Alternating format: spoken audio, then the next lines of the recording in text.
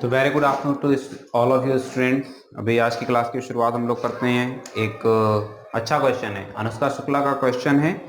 NCERT text book से page number 196 example number 37 के discuss करना चाह रही हैं। तो आज की क्लास की शुरुआत इसी क्वेश्चन के साथ में करते हैं। कुछ और भी नई चीज़ें आप सीखेंगे।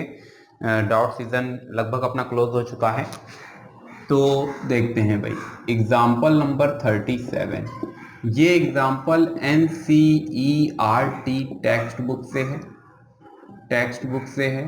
पेज नंबर जो बुक मेरे पास है उस बुक से पेज नंबर 196। अब देखो बच्चा, क्वेश्चन में कहा क्या जा रहा है।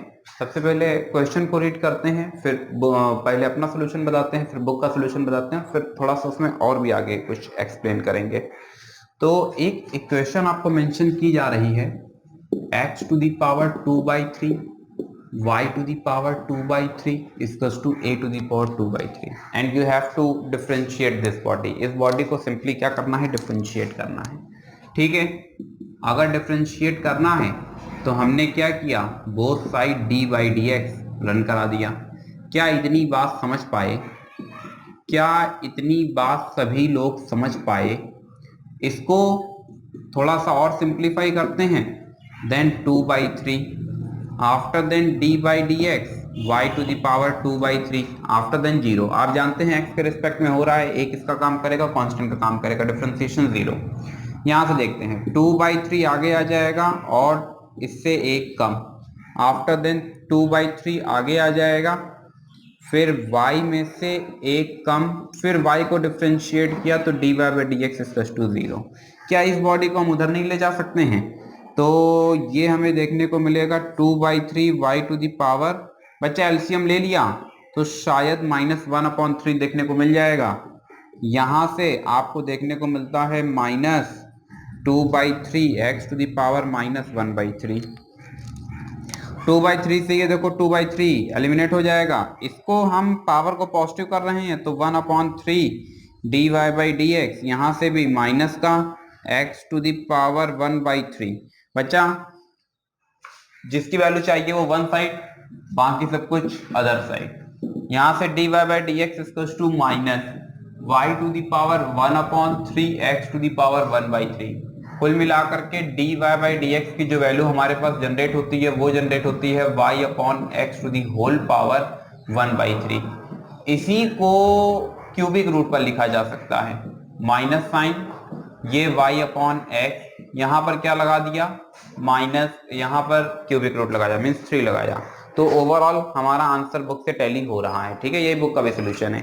अभी क्या है कि actually Anushka wants to know what is going on in the solution according to the book. तो बुक के सॉल्यूशन को समझने की कोशिश करते हैं। देखो बच्चा, किसी भी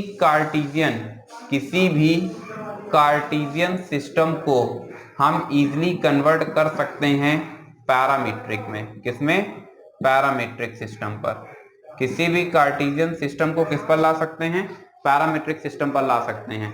अब हमें जरा समझना होगा कार्टेशियन और पैरामीट्रिक। कार्टेशियन में जो भी सिस्टम दिया होता है वो एक्स और वाई के फॉर्म पर होता है। हालांकि फंक्शन का चार्ट पहले भी कई बार सिखा चुके हैं तो आपको आसानी से समझ आ रहा होगा। अब सवाल ये उठता है कि हमें कैसे मालूम चलेगा कि पैरामीट्रिक इक्वेशन क्या होगी।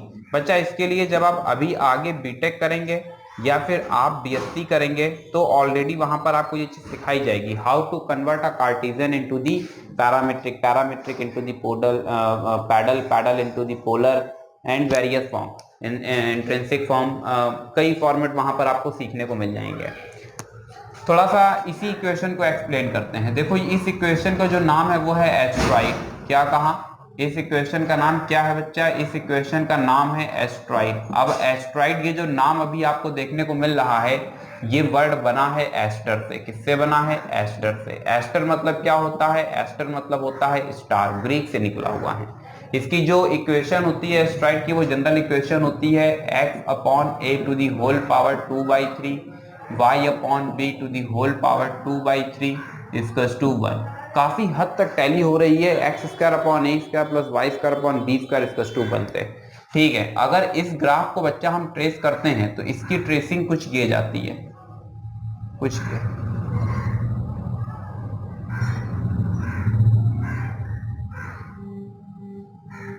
क्लियर? ये होता है एक्स एक्सिस और ये होता है वाई एक्सिस। ये क्या है? एस्ट्रॉइड है। एक्स के अपॉन में क्या है? ए, इसलिए ये एक्स एक्सिस पर कितना इंटरसेप्ट करेगा? ए यूनिट इंटरसेप्ट करेगा। वाई के अपॉन में क्या है? बी, कितना इंटरसेप्ट कर जाएगा? बी यूनिट इंटरसेप्ट कर जाएगा। तो ओवरऑल ये हमारे पास बन करके तैयार होता है। इसी क्वेश्चन में अगर हमें कंडीशन दे दें ए इक्वल्स टू बी, तो ये वाला जो पूरा फॉर्मेट है वो जो हमारी इक्वेशन है उसमें कन्वर्ट हो जाएगा। मतलब ये अब आपको देखने को मिलेगा x upon a to the whole power 2/3 plus y upon b to the whole power 2/3 equals to 1। अब b की जगह पर क्या आ चुका है? a आ चुका है। तो क्या हम इसको सिंपली ये नहीं लिख सकते हैं 2/3 y to the power 2/3 a to the power 2/3 equals to 1। अगर हम इसमें ले लेते हैं एलसीएम, तो एलसीएम लेने के बाद में बोलो भाई ये बनता है या नहीं बनता है? x to the power 2/3 plus y to the power 2/3 equals to a to the power 2/3, ये भी यही है। अब अगर हम पूछें कि इस इक्वेशन के अकॉर्डिंग इसके ग्राफ में क्या चेंजमेंट देखने को मिलेगा, नहीं बता पाएंगे। अगर मैं पूछूं कि इसके ग्राफ में क्या चेंजमेंट देखने को मिलेगा, तो क्या आप नहीं बता पाएंगे? बिल्कुल सही जवाब, बहुत बढ़िया, बहुत सुंदर। अभी क्या करना है आपको?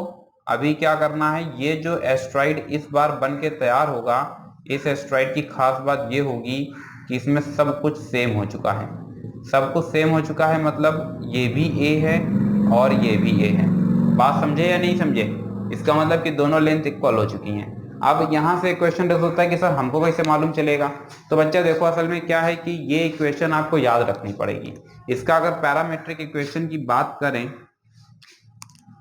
तो हमको चाहिए x equals to a cos cube theta, y equals to a sin cube theta. बात समझे या नहीं समझे? यही इस्तेमाल यहाँ पर कर दिया गया है। अब अच्छा देखो, अगर हम यहाँ पर पुट कर देते हैं x equals to a cos cube theta put करते हैं, तो जाहिर सी बात है कि x की जगह पर थोड़ा सा और मॉडिफाई करके बता देते हैं। इस इक्वेशन को, ये जो लिखा गया है, इसको हम लिख सकते हैं 1/3 square y to the power 1/3 square equals to a to the power 1/3 square. अब ये देखो कुछ सर्किल का इक्वेशन बन रहा है, x square plus y square equals to a square. तो यहाँ से पता चलता है सर्किल के केस में x इक्वल्स टू क्या होता है? a cos theta, y equals to क्या होता है? a sin theta. अब अच्छा x का काम अपने पास कर क्या रहा है? 1/3, y का काम क्या कर रहा है? 1/3। तो जब हमने इसको सिंप्लीफाई किया तो ओवरऑल हमको कुछ इस पैटर्न पर इक्वेशन देखने को मिल जाएगी। बात समझे या नहीं समझे? तो यहाँ से हमें क्या देखने को मिल रहा है? x equals to a cos cube theta और y equals to a sin cube theta. अब अच्छा इसके आगे बुक में प्रॉपर चीजें आपको समझ आ रही होंगी, आप इजीली समझ सकते हैं how to proceed it further. अभी अगर इसी इक्वेशन में अगर यहाँ से हम कहें x की वैल्यू क्या जनरेट होगी, तो x की जगह पर आप क्या बताएंगे? a cos क्यूब थीटा और y की जगह पर क्या बताएंगे? a sin cube theta. बात समझे या नहीं समझे? क्या इतनी बात समझ आई? क्या इतनी बात बेहतर तरह से समझ आई? आगे बढ़ा जाए, ठीक है।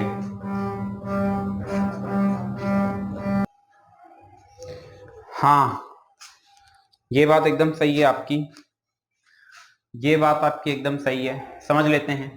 देखो बच्चा, यहां से जब इक्वेशन ऑफ सर्किल की हम बात करते हैं, तो इक्वेशन ऑफ सर्किल के केस में याद रखना कि जो यहाँ पर रेडियस होता है वही रेडियस हमें अडॉप्ट करना होता है। तो यहाँ पर आ जाएगा 1/3, यहाँ पर भी क्या जनरेट होगा? 1/3। अब जब बोथ साइड क्यूबिक करोगे तो ये तुमको निकाल करके देता है a sin क्यूब थीटा, ये तुमको निकाल करके देता है a cos cube theta. Got it? Got it? तो अभी क्या है कि तुम्हारे स्तर पे क्या है कि मैंने तुमको बेसिक सी बात बताई है। बेसिक सी बात यह है कि इसको as a equation of circle पे लाए, फिर उसके अकॉर्डिंग हमने इसको मॉडिफाई कर लिया है। अदरवाइज इसका प्रॉपर वर्किंग क्या होता है, क्या चीजें हैं, वो मैंने आपको बता दिया है। बीएससी या फिर बीटेक में आपको ये चीजें वहां पर सीखने को मिलेंगी। ठीक है, कुछ आगे नेक्स्ट क्वेश्चंस देखते हैं और समझने की कोशिश करते हैं कि क्या किया जा सकता है। एग्जाम्पल नंबर 37 आप चाहें तो बुक के प्रोसेस सॉल्व कर सकते हैं, अदरवाइज इसका ये कार्टेशियन सिस्टम ज्यादा आसान और ज्यादा कॉम्प्रिहेंसिबल है बजाय पैरामीट्रिक के, तो उसको कोई जरूरत नहीं है पैरामीट्रिक में कन्वर्ट करने की। और बुक में इसलिए आपको वहां पर बताया गया है क्योंकि वो एक्चुअली पैरामीट्रिक के थ्रू इक्वेशंस को सॉल्व कर रहे हैं, डेरिवेटिव पैरामीट्रिक इक्वेशंस के थ्रू जनरेट कर रहे हैं, और ये कहीं ना कहीं एक तरीके का एज अ इंट्रोडक्शन है पैरामीट्रिक इक्वेशन के लिए। ठीक है, अभी हम लोग आगे बढ़ते हैं सेकेंड ऑर्डर डेरिवेटिव की तरफ। तो सेकेंड ऑर्डर डेरिवेटिव में एक क्लास आपकी ऑलरेडी हो चुकी है और अभी क्या है कि अब आज की क्लास में कुछ अदर प्रॉब्लम्स हम लोग डिस्कस करेंगे, ठीक है। तो देखते हैं भाई, फटाफट नोट करेंगे,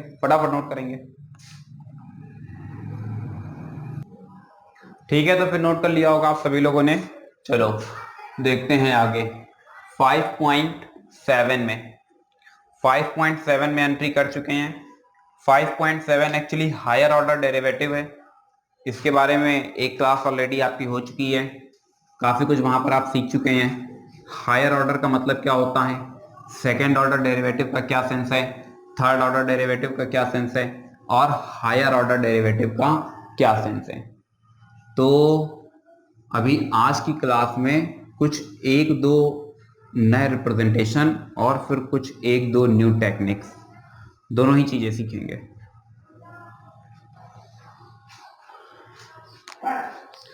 question number I think 10th तक बता दिए थे। क्वेश्चन नंबर 11 से शुरुआत करते हैं और 12 ज्यादा बेहतर रहेगा।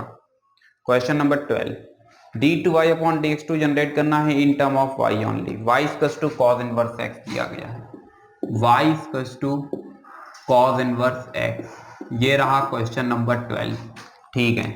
एक्सरसाइज NCERT टेक्स्ट बुक और 5.7, ठीक है भाई। तो अभी हमने क्या किया, एक वैल्यू यहां से जनरेट की। क्या हम लोग इसको x equals to cos y नहीं लिख सकते हैं?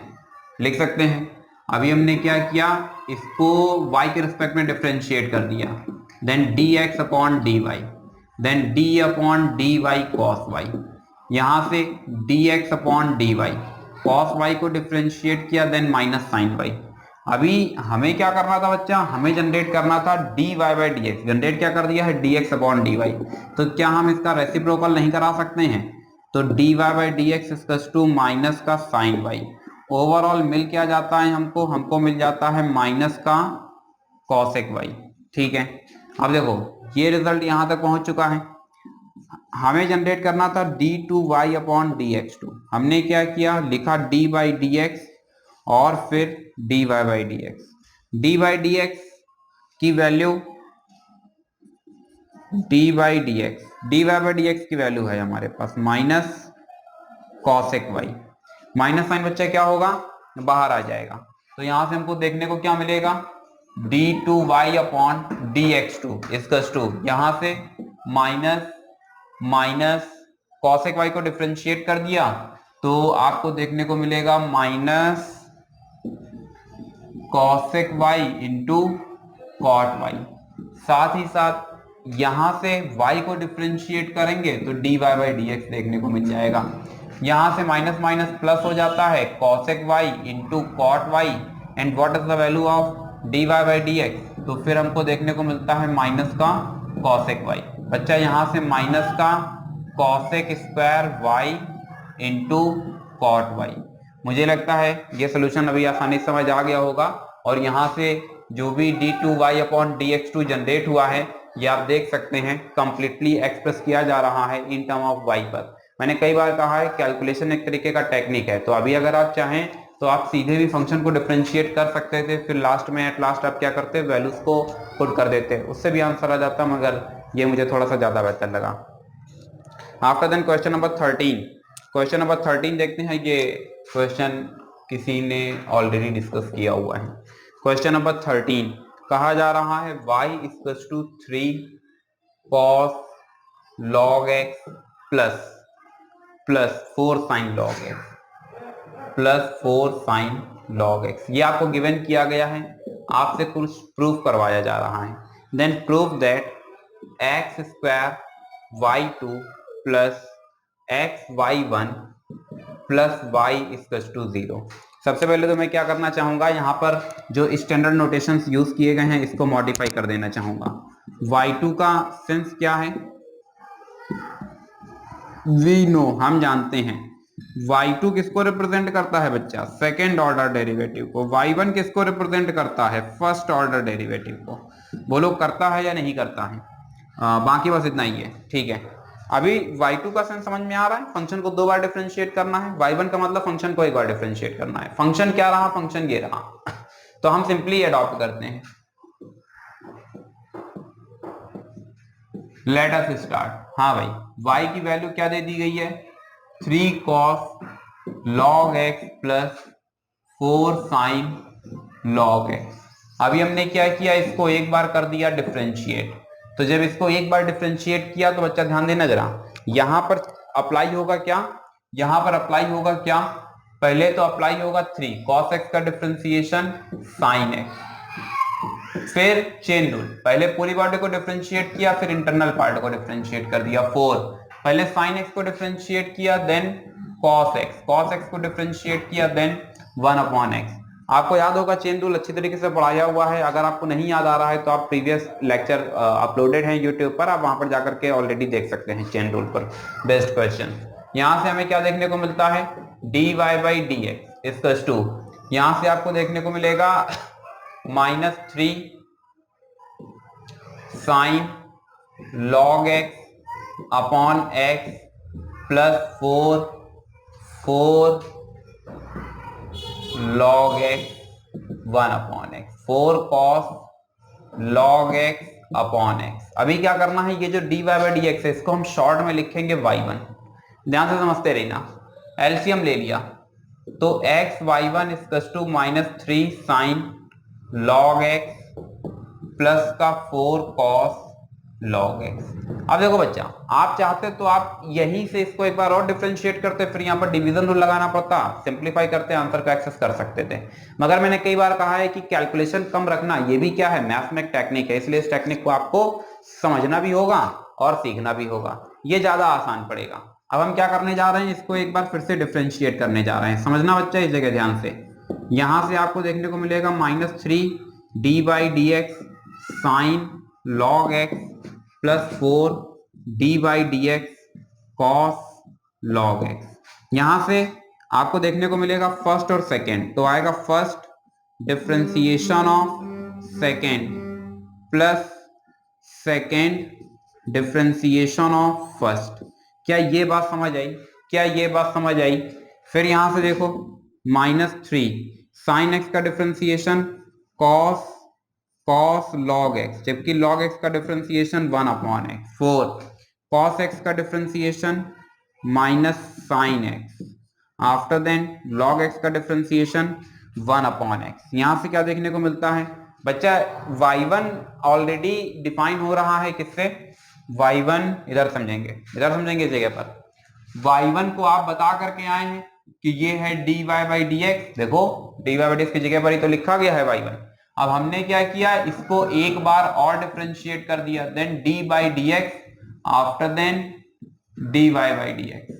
तो यहां से हमको क्या देखने को मिल जाएगा, d2y/dx2, यानी ये जो है ये है d2y/dx2, जिसको हम लिखना चाहते हैं y2 प्लस y1, इसका डिफरेंशिएशन 1 हो जाएगा। इसका 2 एक काम कर लेते हैं भाई, दोनों बॉडीज के पास 1/x, इसके पास भी इसके पास भी, और माइनस साइन दोनों के पास, इसके पास भी और इसके पास भी, तो माइनस का 1/x हमने कर लिया कॉमन। यहां से क्या देखने को मिलेगा, log x प्लस यहां से क्या देखने को मिलेगा 4 sin log x। ठीक है, अभी देखो इस x को हमने मल्टीप्लाई कराया, जैसे हमने क्रॉस मल्टीप्लाई कराया, हमें इधर से थोड़ा सा रफ कर रहे हैं बच्चा, अब इसकी कोई जरूरत नहीं है, आप लोगों ने नोट कर लिया होगा। जैसे ही इधर पे हमने वैल्यूज को ट्रांसफर किया, बोलो x और x का मल्टीप्लाई क्या हो जाता है, x² हो जाता है। तो LHS पोर्शन में आपको देखने को मिलेगा x² y2 प्लस xy1 बच्चा। ये वाली जो बॉडी है, इस बॉडी को जरा ध्यान से देखो, तो ये body 3 cos log x plus 4 sin log x, 3 cos log x plus 4 sin log x, ये एक्चुअली क्या है, y है। इसको हमने क्या मान लिया बच्चा, स्टार पर ले लिया है। यहां से अभी आपको क्या देखने को मिलेगा, माइनस का y, और हमने यहां पर बता दिया y*। अब इन सबको वन साइडेड ले आओ, then x² y2 plus xy1 plus y=0। कोई दिक्कत यहां तक? इसके पहले मैंने आप सभी लोगों को ये क्वेश्चन आई थिंक शायद पढ़ाया हुआ है, वहां पर मैंने क्या किया होगा, फंक्शन को 2 बार डिफरेंशिएट किया होगा, आफ्टर देन LHS पार्ट लिया होगा, उसके अंदर वैल्यूज पुट कर दी होंगी। तो वो भी एक तरीका होता है, वो आसान होता है, मगर याद रखना जब पेन ज्यादा चलता है तो दिमाग कम चलता है, और जब दिमाग ज्यादा चलता है तो पेन कम चलता है। अभी ये सोल्यूशन ज्यादा बेहतर है उस सोल्यूशन के कंपैरिजन में जो मैंने आपको बता रखा है, और उसमें और इसमें अंतर है। इसमें थोड़ा सा दिमाग खर्च कर दिया, इसलिए सोल्यूशन की थोड़ा सा जो लेंथ है वो भी रिड्यूस हो चुकी है और सोल्यूशन में एक्यूरेसी बढ़ चुकी है। वो आपको आसान लगा होगा, लेकिन याद रखना उसमें कैलकुलेशन के चांसेस बहुत ज्यादा बढ़ जाते हैं, क्योंकि वहां पर कैलकुलेशन जरूरत से ज्यादा होती है। फिलहाल आगे बढ़ते हैं हम लोग, और अब देखते हैं क्वेश्चन नंबर 16। क्वेश्चन नंबर 16 और 17 दो क्वेश्चंस देखते हैं। बाकी जो दो तीन पार्ट बच रहे हैं वो आप इजीली उन्हें अटेम्प्ट ले सकते हैं, आपको दिक्कत नहीं होगी। तो क्वेश्चन नंबर 16 देखते हैं और 17 देखते हैं। कुछ इधर से इतना पोर्शन रफ कर देते हैं, अब इसकी कोई जरूरत नहीं है अपने पास, इसकी भी कोई जरूरत नहीं है, आप लोगों ने नोट कर लिया है, अच्छा है। आगे देखते हैं भाई, क्वेश्चन नंबर 16। तो क्वेश्चन नंबर 16 में अभी आपको क्या देखने को मिलता है, e to the power y x plus 1 equals to 1। ठीक है, कुछ प्रूफ करवा रहा है, कोई बात नहीं। ये बच्चा y है, 4 नहीं है। हमने क्या किया, दो तरीके हैं, चाहे तो सीधे प्रोडक्ट रूल और प्रोडक्ट रूल के अंदर का चेन रूल, अदरवाइज इसको आप रीराइट कर सकते हैं x प्लस 1। इसको हमने कुछ ये लिख दिया बच्चा, हमने क्या किया, बोथ साइड लॉग ले लिया, तो log e to the power y equals to log x plus 1 to the whole power -1। यहां से आपको देखने को मिलेगा, अब बच्चा जानते हैं log m to the power n, तो कुछ आपको ये देखने को मिल जाता है log x प्लस 1। अब आप जानते हैं जब log के बेस में कुछ नहीं होता है तो बच्चा यहाँ पर क्या होता है, बेस e होता है।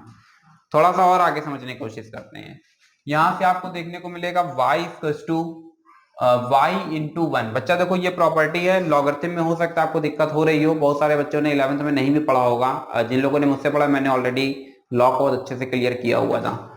अगर फिर भी कोई दिक्कत आ रही है then I will try to provide logarithm sheet, उससे चीजें और अच्छे से क्लियर हो जाएंगी। यहाँ से y equals to minus log x plus 1। बच्चा इसको हमने क्या किया, इसको एक बार कर दिया डिफरेंशिएट, तो dy बाई डी एक्स से हमको क्या देखने को मिलता है, x plus 1। Chain rule apply हुआ है, आसानी समझ सकते हैं। इसको एक बार हमने फिर डिफरेंशिएट किया, d2y अपॉन dx2। हाँ बोलो मेरे प्यारे बच्चों, मैंने ये चीजें आपको सीधे याद कराई थी। अगर मैं पूछता हूं d by D x, 1 upon x का डिफरेंशिएशन क्या होगा, what is the differentiation of 1 upon x, तो आप क्या जवाब देंगे, -1 अपॉन एक्स स्क्वायर। क्या कहा, -1 अपॉन एक्स स्क्वायर। चलो भाई यहां से देखते हैं, इसको सिंप्लीफाई करते हैं, एक नेगेटिव साइन ये वाला और एक नेगेटिव साइन इसके पास से जनरेट होगा, तो ये आ गया ओवरऑल d2y अपॉन dx2। ये देखो आपको क्या देखने को मिल रहा है, 1 अपॉन 1 प्लस एक्स का होल स्क्वायर। इसको ड्रॉप कर देते हैं, ये LHS पार्ट जनरेट हुआ है। अभी देखो RHS हमने ले लिया, RHS में बच्चा क्या कह रहा है, कह रहा है dy बाई डी एक्स का होल स्क्वायर। ठीक है, कोई बात नहीं, तो dy बाई डी एक्स की वैल्यू क्या आई है, -1 अपॉन एक्स प्लस 1 का होल स्क्वायर। इसको सिंप्लीफाई किया तो यहां से क्या जनरेट हो जाएगा, x प्लस 1 का होल स्क्वायर। कुल मिलाकर के ये जो है, अगर आप इसको ध्यान से देखते हैं तो आपको पता चलेगा कि ये असल में LHS पोर्शन ही है। देखो ये वाली बॉडी सेम है, तो इसकी जगह पर हम लोग क्या लिख सकते हैं, d2y अपॉन dx2। RHS लिया था, क्या एक्सेस कर पाए, LHS। तो इस तरीके से क्वेश्चन नंबर 16 भी सिंप्लीफाई कर दिया है। अभी क्वेश्चन नंबर 17 की तरफ बढ़ रहे हैं। इस सोल्यूशन को रफ कर देते हैं, आप लोग ऑलरेडी ये सब नोट कर चुके हैं। क्वेश्चन नंबर 17 क्या कहा, क्वेश्चन नंबर 17, चलिए क्वेश्चन नंबर 17, क्वेश्चन नंबर 17 क्या है भाई, question number 17, y equals to tan inverse x square, y equals to tan inverse x square. ठीक है, फिर कुछ प्रूफ करवा रहा है, कह रहा है proof that 1 plus x square to the whole power 2 y2 plus 2x x square plus 1 y1 equals to 2। अब देखो बच्चा, सोल्यूशन स्टार्ट कर रहे हैं। दो मेथड है आपके पास। मेथड नंबर 1 जो कि पहले आपको सिखा चुके हैं, आपको क्या करना है, फंक्शन को सीधे 2 बार डिफरेंशिएट करना है, जो वैल्यूज हैं उनको उठा करके एलएचएस बॉडी पर रख देना, सिंप्लीफाई करना, आरएचएस मिल जाएगा। या फिर जो अभी सिखा करके आए हैं वो, तो देखते हैं क्या कर सकते हैं। गिवन दैट, क्या कहा, given that y equals to tan inverse x to the whole power 2। हमने क्या किया, इसको एक बार बच्चा कर दिया डिफरेंशिएट, तो 2 tan inverse x upon 1 plus x square. सवाल ये उठता है कि ये कहां से आया, तो जवाब है चेन रूल से। पहले क्या किया, पूरी बॉडी को डिफरेंशिएट किया, जिसमें कि 2 आगे आ जाएगा, tan इनवर्स x बच गया। अरे भाई एक्स स्क्वायर का डिफरेंशिएशन नहीं याद आया, 2x। सेम इंटरनल बॉडी को हमने डिफरेंशिएट किया तो 1 प्लस एक्स स्क्वायर मिलता है। ठीक है, dy बाई dx को हम लोग शॉर्ट में कुछ और भी लिख देते हैं। क्या लिख देते हैं, और वो लिख देते हैं y1। अभी हमने क्या किया, क्रॉस मल्टीप्लाई करा दिया, तो 1 plus x square y1 equals to 2 tan inverse x। अब देखो, अभी जो पिछला क्वेश्चन बता करके आए हैं उस क्वेश्चन में, और ये क्वेश्चन नंबर में बात कर रहा हूं, क्वेश्चन नंबर 13 की। देखो बच्चा, इस प्रोसेस में क्या होता है, our intention to gain the given function. जो भी आपको गिवन फंक्शन दिया उसको किसी भी तरीके से रिट्राइव करना है। अगर आप उसे रिट्राइव कर पा रहे हैं तो फिर ये सोल्यूशन और ये वर्किंग और ये प्रोसेस आपके लिए बेस्ट होगा। आगे देखते हैं, क्या हम प्रीवियस फंक्शन को रिट्राइव कर पा रहे हैं, नहीं कर पा रहे। देखो, पिछला जो सोल्यूशन था क्वेश्चन नंबर 13 में, उसमें भी हमने क्या किया था, फंक्शन को 2 बार डिफरेंशिएट किया और फिर हमने उसी फंक्शन को रिट्राइव किया जो फंक्शन एक्चुअली गिवन था।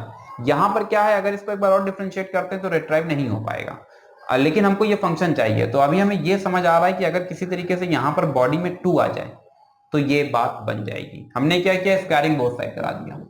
बच्चे क्या करा दिया, स्क्वायरिंग बोथ साइड। तो यहां से आपको 4 और फिर tan इनवर्स एक्स स्क्वायर। ठीक है, इसको यहीं तक रखते हैं, एक स्टेप और बढ़ाया जा सकता है, y square y1 square 4 tan inverse x का जो होल स्क्वायर है वो है, असल में क्या है, y है। इसको बच्चा हमने क्या किया, डिफरेंशिएट कर दिया। इसको हमने क्या किया, डिफरेंशिएट किया। क्या हमें देखने को मिलता है, फर्स्ट डिफरेंशिएशन ऑफ सेकेंड, ध्यान देना, plus second differentiation of first. जबकि यहां से डिफरेंशिएट करते हैं तो y का डिफरेंशिएशन dy बाई dx। अब देखो, 1 plus x square, 1 plus x square ये अपनी जगह पर है। y1 स्क्वायर, तो पहले पूरी बॉडी को डिफरेंशिएट करेंगे तो ये जनरेट करके देगा 2y1, फिर y1 को डिफरेंशिएट करते हैं तो ये मिल जाता है, प्लस y1 स्क्वायर। यहां से इसको डिफरेंशिएट करते हैं तो 0 प्लस 2x, जबकि 4, इसको सिंपली y1 लिखते हैं। इतनी बात समझ पाए। यहां से देखते हैं, 1 प्लस एक्स स्क्वायर का whole square, 1 plus x square का होल स्क्वायर। यहां से देखो 2y1 dy1 अपॉन dx। अभी इसके पहले बता करके आए हैं, इसी के ठीक पहले बताया था, तो इसको बताया था कि इसको क्या लिख सकते हैं, शॉर्ट में y2। यहां से क्या देखने को मिलता है, plus 2xy1, 2xy1 square equals to 4y1। एक बात तो समझ आती है कि 2 दोनों बॉडी से हो रहा है कॉमन, तो यहां से देखने को मिलता है 1 प्लस एक्स स्क्वायर का होल स्क्वायर y2। ये y1 भी इसके पास है, इसके पास भी है, तो हम एक काम करते हैं कि हम बच्चा क्या कॉमन कर लेते हैं, पूरा का पूरा 2y1 ही कॉमन कर लेते हैं। तो 2 खत्म हो गया, y1 खत्म हो गया तो y2 बच गया, प्लस 2 खत्म हो गया, y1 खत्म हो गया तो xy1 बच गया।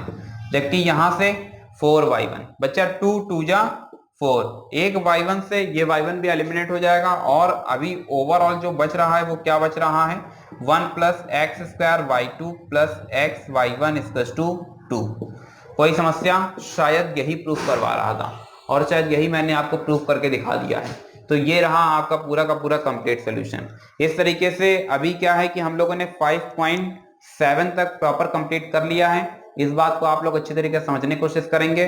डिफरेंशिएशन बहुत अच्छी तरीके से आना चाहिए, बहुत अच्छी तरीके से आपको तैयार होना चाहिए। जस्ट लाइक 1 अपॉन एक्स का differentiation, -1 upon x square, x to the power x का differentiation, x to the power x inside the bracket 1 plus log x, log sec x plus 10x का डिफरेंशिएशन, सेक x. तो ये सब बहुत basic सी चीजें हैं। Differentiation जितना अच्छा आपको आएगा, आपको उतना ही अच्छा इंटीग्रेशन आएगा। तो इंटीग्रेशन सीखने का कोई यहाँ पर प्रॉपर टेक्निक नहीं है, जिसको जितना बढ़िया डिफरेंशिएशन आता है उसको उतना ही बढ़िया इंटीग्रेशन आएगा। 5.8 आर्टिकल से अभी मतलब 5.7 के आगे 5.8 आर्टिकल से जो भी हमारी शुरुआत होगी वो एक्चुअली डिपेंड करेगा एप्लीकेशन पर। तो इसको अगर हम नाम दें एप्लीकेशन ऑफ दी डिफरेंशिएशन तो फिर कोई बहुत बुरी बात नहीं है। और इसके आगे डिफरेंशिएशन का प्रैक्टिकल इस्तेमाल किस तरीके से होता है क्या नहीं है, वेरियस चीज़ें हम लोग आगे की क्लास में सीखेंगे। आज के लिए बस इतना ही। Thank you so much to all of you.